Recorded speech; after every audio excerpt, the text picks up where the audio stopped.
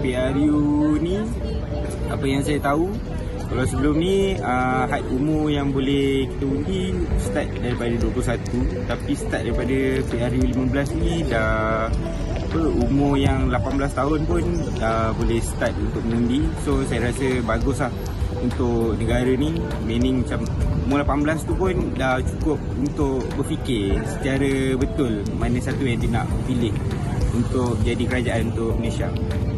So apa yang saya tahu tentang PRU adalah pilihan raya umum. So untuk PRU ni kita ada 222 parlimen. Selain itu, yang apa yang saya tahu, kalau dulu untuk mengundi kita kenalah berumur 20 tahun ke atas, tapi sekarang setelah undang-undang digubal, kita bermula daripada umur 18 tahun. Dan kita ada dua, satu PRU dan satu PRN. Pilihan raya, apa yang saya tahu, pilihan raya ni akan berlaku 5 tahun sekali.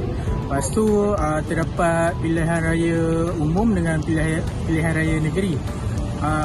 Untuk tahun ni ada kelainan sikit, di mana sebelum-sebelum ni pilihan raya hanya untuk 21 tahun ke atas, tapi untuk tahun ni 18 tahun ke atas pun dah boleh mengundi. Jadi untuk pilihan raya tahun ni, seperti yang kita tahu, pilihan raya akan diadakan setiap 5 tahun sekali. Dan pada dulu kita punya undang-undang pilihan raya yang mengundi hanyalah 21 tahun. Tapi kini untuk PRU 15 kita umur 18 kita dah boleh start mengundi lah. Jadi untuk pilihan raya kita ada 2 jenis pilihan raya, untuk pilihan raya umum serta pilihan raya negeri lah. Fatin, bahang pilihan raya semakin dirasai, apatah lagi tinggal beberapa hari sahaja lagi sebelum menjelangnya tarikh untuk kita semua rakyat Malaysia pergi mengundi. Ya, dan hari ini pastinya kita nak membuka, nak lebih banyak lagi pendedahan. Kalau tadi kita dengarkan lebih kepada golongan belia, bagaimana pendapat mereka, fahaman mereka berkenaan dengan pilihan raya. Tetapi untuk hari ini pastinya untuk golongan wanita khususnya, apa agaknya peranan wanita dari segi pencalonan kerusi-kerusi yang ditanyakan dan juga peranan yang pergi mengundi ni. Dan hari ini kita bersama dengan Dr. Muhammad Taufik Yaakob, penganalisis politik dan pensyarah kanan Jabatan Pentadbiran Awam, Fakulti Perniagaan dan Ekonomi, Universiti Malaya. Assalamualaikum, Doktor. Waalaikumsalam warahmatullahi wabarakatuh. Terima kasih sudah bersama dengan kami. Okey, macam tadi kita dengar rata-rata berkata yang bahawa memang ramai yang sudah tahu umur untuk mengundi itu daripada 21 dah jadi ke 18. Dan ini kita lihat dari segi peranan dan juga tanggungjawab anak-anak muda khususnya, yang mana mereka juga bertanggungjawab untuk mencorak hala tuju negara. Tetapi bagaimana sebenarnya sebagai ibu bapa kita nak menerapkan ilmu dan memahamkan yang kepada anak-anak kita ni betapa pentingnya pilihan raya, dan mereka ini juga turut sama membantu terhadap orang kata kelembagaan kerajaan. Ya, terima kasih Fatin dan Riana. Saya melihat bahawa apabila kita melaksanakan undi 18, ini merupakan kali pertama dalam sejarah politik negara, dan sudah semestinya kita akan berhadapan dengan pelbagai cabaran, termasuklah daripada keluarga sendiri yang melihat bahawa ini merupakan satu perkara yang jauh daripada akal fikiran ataupun boleh kita katakan masih lagi belum sampai untuk difikirkan oleh belia ataupun anak muda. Ya, apatah lagi usia 18 itu pandangan itu pelbagai, yang melihat belum lagi matang, kemudiannya yang belum lagi mencapai satu tahap ahli yang dewasa. Namun kita kena lihat dalam dua konteks, sama ada pendidikan formal dan tak formal. Bagi saya, kita sudah tidak cukup masa ya menjelang PRU 15 yang akan datang. Peranan keluarga itu sangat penting. Ibu di dapur, ya, ibu yang keluar bekerja, ya, keluar bersama dengan anak-anak, dapat menasihati anak-anak lagi. Gunakan peluang-peluang tersebut, sama ada di dapur ke, di ruang tamu ke, ya, masa dengan keluarga ke. Terangkan kepada anak-anak pentingnya untuk anak keluar mengundi, kerana kalau kita salah pilih dalam PRU 15, kita akan melihat kesannya itu besar. Sebab itulah bagi saya yang penting hari ini bagaimana ibu bapa mendekati anak-anak dengan cara yang lebih tidak formal. Berbanding dengan kita biarkan anak-anak itu mendapat maklumat secara berleluasa tanpa kawalan, dan kita akan lihat satu kesan yang tidak baik kepada proses demokrasi.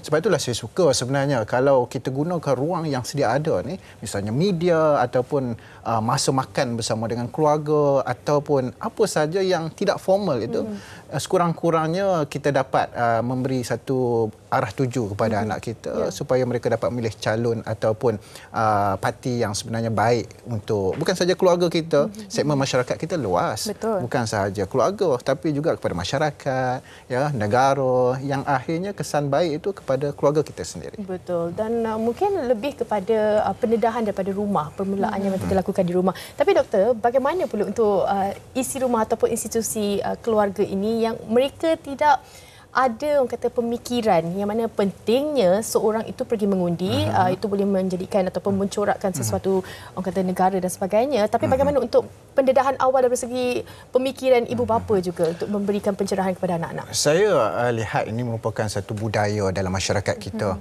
Apabila kita cakap tentang politik je, oh ini untuk orang tua-tua. Anak muda, kanak-kanak tak perlulah campur tangan. Ataupun bila orang tua-tua berbincang di contohnya perayaan ke, balik ke kampung ke, duduk semeja, anak muda seolah-olah macam masa terpinggir, tak boleh berbincang tentang soal politik ataupun masuk sekali berbincang tentang soal politik atau demokrasi. Jadi pemikiran ini perlu dibuang. Kerana persediaan untuk membentuk kematangan itu sebenarnya bermula pada rumah. Dan saya yakin sebenarnya kalau kita mula bersedia untuk bercerita dan terbuka dengan anak-anak dan melihat bahawa anak-anak ini merupakan pewaris kepada keluarga kita, kepada masyarakat kita. Jadi itulah sebenarnya kalau kita dapat buang budaya politik yang lama, budaya pemikiran, kita bawa anak-anak untuk lihat oh bendera di tepi jalan kan, apa makna bendera ini, parti mana ataupun calon ini macam mana cara dia bercakap. Itu semua kita kena bagi pendedahan pada anak-anak. Oh jangan adik, jangan pilih calon ni, dia cakap terlalu kasar ya ataupun laser ya. Macam mana kita nak pilih pemimpin yang terlalu laser untuk memimpin masyarakat. Jadi tugas ibu bapa itu sebenarnya sangat besar dan luas, bukan sahaja untuk kita beri pendidikan politik, tapi sebenarnya kita nak mendidik mereka itu bagaimana untuk memilih pemimpin yang betul-betul ada ciri-ciri, ya, bukan sahaja untuk pimpin keluarga tapi pimpin negara. Okey, baik. Tapi kan doktor, kalau kita bercakap tentang undi, memang undi itu adalah rahsia, tetapi kita nak bercakap dari konteks tanggungjawab dan juga peranan. Macam mana sebenarnya adalah cara dan jalan terbaik buat ibu bapa khususnya untuk memahamkan anak-anak mereka tentang konsep pilihan raya dan apa sebenarnya pilihan raya itu? Ya. Kalau kita nak memaksa anak-anak, contohnya baca surat khabar, baca majalah yang ada maklumat tentang politik, saya berpandangan itu bukan masanya. Sekarang bukan masanya. Ya, sebab anak-anak sekarang dia faham dan lebih minat kepada gadget, ya, TikTok. Dan kalau ada video-video di TikTok ataupun YouTube yang boleh menarik perhatian ataupun bagi ilmu pada anak-anak, saya rasa why not kita kongsi dalam grup WhatsApp keluarga. Oh, ini kita pilih. Saya yakin sebenarnya setiap daripada kita ada grup WhatsApp keluarga. Jadi melalui grup WhatsApp itu dapat kita sharekan video-video yang baik, bagaimana untuk kita bawa anak-anak. Contohnya kita akan ada kempen 2 minggu pilihan raya. Kita bawa anak-anak kita hujung minggu, ronda kawasan, tengok, kenal jenis bendera, kenal muka-muka pemimpin. Kita kata pemimpin ni jarang turun padang, jangan pilihlah. Jadi waktu inilah yang kita perlu lunaskan tanggungjawab kita sebagai ibu bapa, menerusi waktu kempen, bagi pendidikan, ya, secara tidak formal. Saya yakin sebenarnya sentuhan hati kepada anak-anak itu menerusi pembelajaran secara tidak langsung itu bagi saya lebih mudah membanding kita paksa anak-anak untuk pilih parti A atau parti B. Ya, betul. Sekarang dah tak boleh dah anak-anak nak pilih parti A, pilih parti B. Kita secara paksa tak boleh. Sebelum ni kita lihat di Felda ke atau kawasan-kawasan pedalaman, pemilihan parti mengikut keturunan. Ya, kalau atuk pilih parti A, sampai cuculah pilih parti A. Jadi sekarang dah berubah. Ya, anak-anak dah keluar belajar, dah lihat apa pemandangan kehidupan yang lebih luas.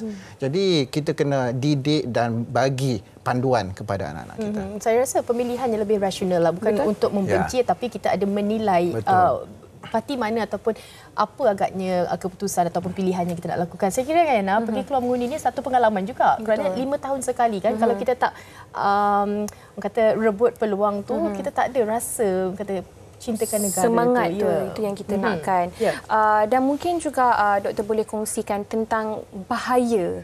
Bahaya sekiranya ada dalam kalangan kita yang tidak menitik beratkan ataupun memandang enteng tentang pilihan raya ni, sebab apa sahaja yang anak-anak lihat ibu bapa lakukan, mungkin anak-anak itu juga akan ikut sama. Dan kalau ibu bapa itu juga kelihatan seolah-olah tidak ingin untuk terlibat dalam proses mengundi dan sebagainya, tak mustahil ini juga yang akan turut dirasakan oleh anak-anak ini. Jadi bahaya ini, doktor, kalau boleh diterangkan. Sebab itulah saya lihat suara wanita kali ini sangat tinggi dalam PRU 15. 50.17% pengundi wanita yang akan mengundi dalam PRU 15. Majoriti.